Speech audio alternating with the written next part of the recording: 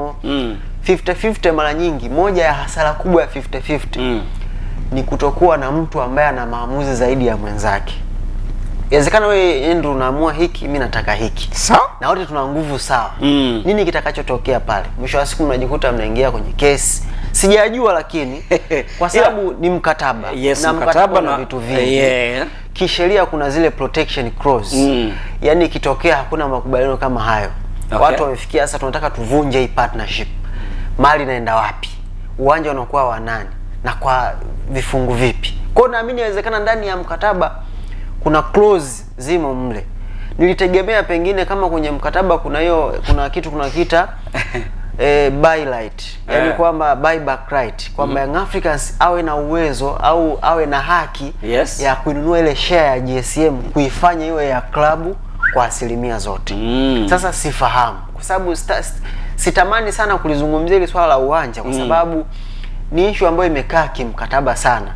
Na mkataba hauwezi kuwekwa wazi na umegusia kitu bwana hapo Shulimari kwamba bwana Jeremia Mshingo kwamba mbona ndugu yako hapo naona kila muda Shulimari mshamzoea kijana asubuhi kunywa chai ni vigumu bwana.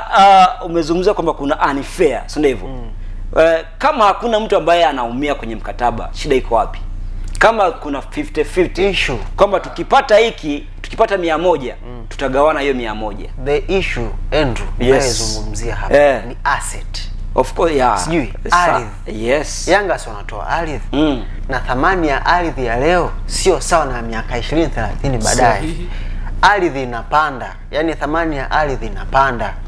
Sijui umenipata?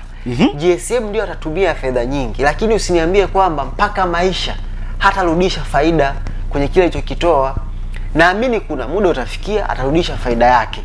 Sasa kama kutakuwa kuna partnership isiyo na ukomo, manake hata kama fedha zake zikirudi bado ataendelea kunufaika kwa muda mrefu na Yanga wataendelea kubaki pale pale. Kwa hiyo nadhani ni kama wameuza asset ya kudumu kwa investment ya muda mfupi.